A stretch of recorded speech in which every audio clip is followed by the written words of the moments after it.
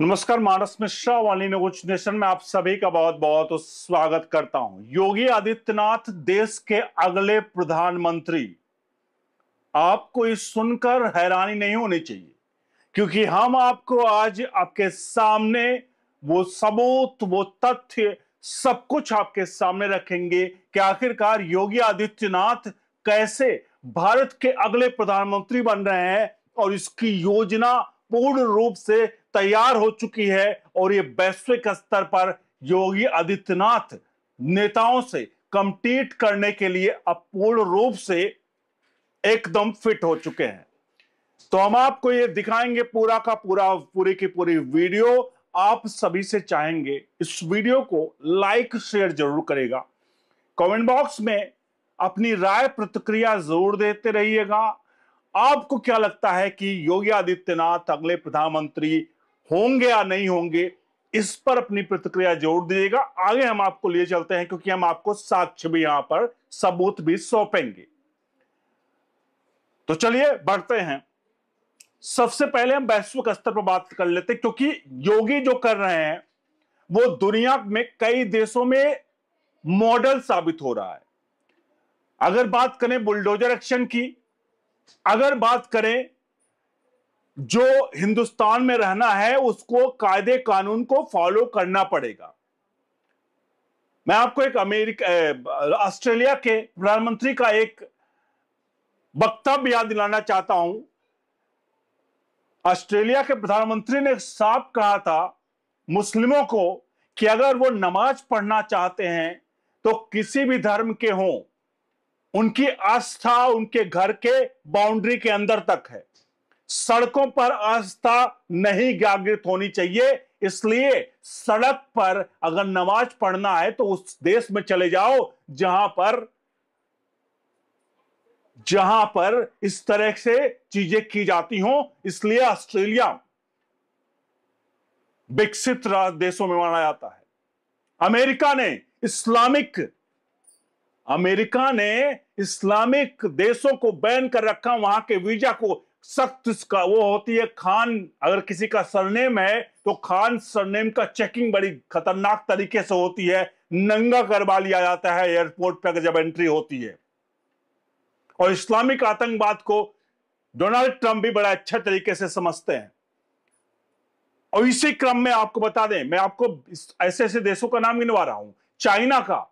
China आज develop क्यों है बहुत ज्यादा, क्योंकि चाइना में शी जिनपिंग को मैं नहीं कह रहा हूं कि उस तरह की पॉलिसी, लेकिन उस देश को कंट्रोल करने के लिए उइगर मुसलमानों या अन्य धर्मों को किस प्रकार से वहां पर कुचला गया, बुलडोजर चलाया गया। क्योंकि अगर उस धर्म को उठने दिया जाता तो देश में आतंकवाद और वहां पर पूरी तरह से भ्रष्टाचार सब कुछ बढ़ता। अब इसी क्रम में योगी आदित्यनाथ और नरेंद्र मोदी, योगी आदित्यनाथ अपने नियम और कानून के लिए सख्त माने जाते हैं और वो इस नियम कानून में सबसे ज्यादा फिट बैठते हैं प्रधानमंत्री नरेंद्र मोदी से भी आगे। क्योंकि योगी आदित्यनाथ जो कहते हैं वो करते हैं। योगी आदित्यनाथ जिस दिन मुख्यमंत्री बने थे उस दिन उन्होंने कहा था कि अगर कोई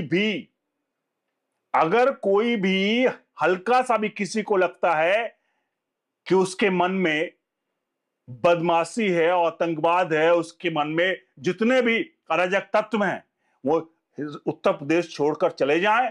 नहीं तो या तो उनका स्थान जेल में होगा या तो इनकाउंटर होगा। और आपने देखा पूरे प्रदेश भर में क्या हालत हुई। और आज अगर बात करें हिंसा, आगजनी या लूटपाट, डकैती, ऐसे केसेस बहुत ही ड्रॉप आउट हो चुके हैं।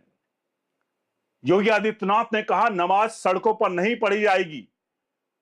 होली और जुम्मे का नमाज एक दिन पढ़ी और कहीं भी कोई घटना नहीं हुई। संभल में आपने देखा जिस प्रकार से वहां पर पुलिस ने संभाला। अजान के लिए माइक निकलवाए गए और जो सुप्रीम कोर्ट का मानक है उस डिसेबल तक ही अजान होगा। और यहां तक भी वीडियो आई कि जो मौलवी था, मतुली जो था, जो नमाज के लिए वो वाक देता है, वो आवाज लगा रहा था छत पर खड़े होकर के। इसे कहते हैं लॉ एंड ऑर्डर। और अभी वक्फ जो बिल अमेंडमेंट हुआ है, उस वक्फ बिल के अमेंडमेंट में मोदी पीछे रह गए, लेकिन योगी आदित्यनाथ ने जो ही राज्यसभा से पास हुआ, यूं ही सभी डीएम को आदेश दिए प्रदेश भर के कि जितनी वक्फ बोर्ड की संपत्तियां हैं, उन सभी संपत्तियों में जो विवादित हैं, क्योंकि बहुत सारी संपत्तियां विवादित, तो उनको निकाल करके सबका अपने सरकारी कब्जे में लो, जो सरकार की है वो सरकारी कब्जे में लो, और उन संपत्तियों को हम छुड़ाएंगे। लखनऊ में नगर निगम से लेकर के बहुत सारी ऐसी संपत्तियां हैं जिनको छुड़ाने का काम कर रहे हैं।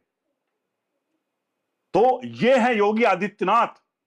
आज चाइना इसलिए आगे है क्योंकि अपने धर्म को, अपनी संस्कृति को, अपने कल्चर को, अपने भाषा को वो लेकर चल रहा है। शी जिनपिंग ने जो कर लिया है वही आज देश को करना पड़ेगा। ट्रंप ने क्या किया? ट्रंप ने आते ही क्या किया?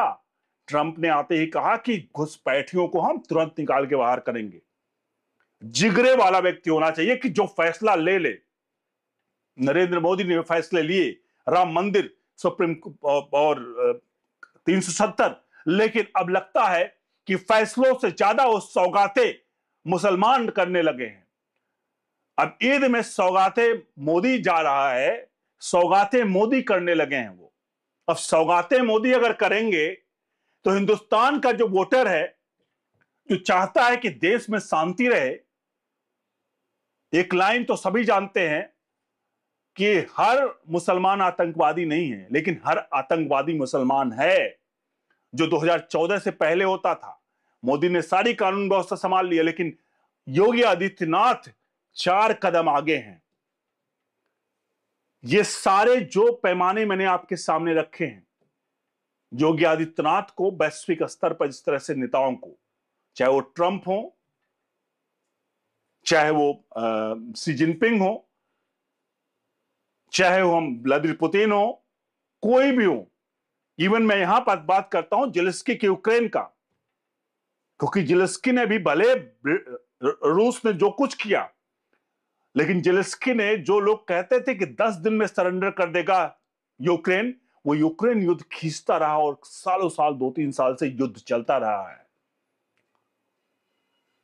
तो इसका मतलब पावरफुल चाहिए व्यक्ति जो कि फैसले ले, एक धर्म के नाम पर ना झुक जाए, क्योंकि जो देश की संस्कृति, कल्चर है, अगर उस कल्चर में लोग अपनी जनसंख्या बढ़ा करके वो उस पर कब्जा करना चाहेंगे, उसके भौगोलिक स्थिति पर जनसंख्या के कारण, तो ऐसा नहीं होने देंगे। और यही आज योगी आदित्यनाथ कर रहे हैं, क्योंकि 25 करोड़ उत्तर प्रदेश की आबादी है, उसमें मुसलमानों की संख्या कितनी आप देख लीजिए, लेकिन आज कोई भी क्या चूक कर रहा है?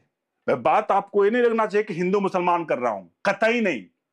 मैं आपको एक निष्पक्ष बातें बता रहा हूं, जिसका सीधा उदाहरण आप जाकर देख लीजिए। चाइना में उइगर मुसलमानों को ना उनको रोजा रखने दिया जाता है, ना उनको कहीं न नमाज सड़कों पर पढ़ते हैं, ना कुछ करते हैं। अगर कोई रोजा रखता है तो यहां तक कि उनकी जुबानें तक सिल दी जाती है। कहावत नहीं है, जुबान सिल दी जाती है उनकी, होठ सिल दिए जाते हैं उनके, और पता नहीं क्या क्या प्रताड़ना होती है उनकी बहन बेटियों के साथ।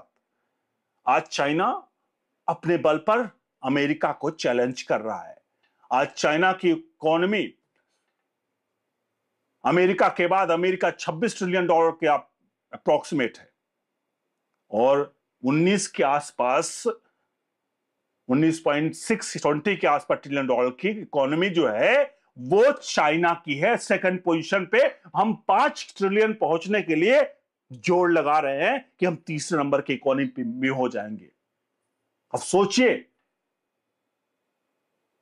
3 से 20 और 26, और ये सब कुछ इस कारण है कि मजबूत फैसले लिए जाएं। अगर कोई बीच में आड़े आता है, अगर हर कानून पास करना हो और हर कानून में सीए पास हुआ, सड़कों पर आ गए, कह रहे हैं हमको बाहर किया जा रहा है। अरे देश में कानून है, उस कानून को पालन कराना है कार्यपालिका को, संसद को, और आप वोट के नाम पर सिर्फ आप हाथ में हाथ धरे बैठे रहेंगे कि आपकी सत्ता नहीं आएगी, तो आप तो कर चुके फिर सरकार का कल्याण, देश का कल्याण। और योगी आदित्यनाथ ने यही किया है। उन्होंने दिखा दिया कि भाई कुछ भी हो, देश में ये चलेगा तो चलेगा। तो आपको लगता नहीं कि ये सारे सबूत योगी आदित्यनाथ को अगला प्रधानमंत्री नहीं घोषित कर रहे हैं? आप सभी से चाहेंगे आप अपनी प्रतिक्रिया राय कमेंट बॉक्स पे दीजिए, वीडियो को लाइक शेयर करिए।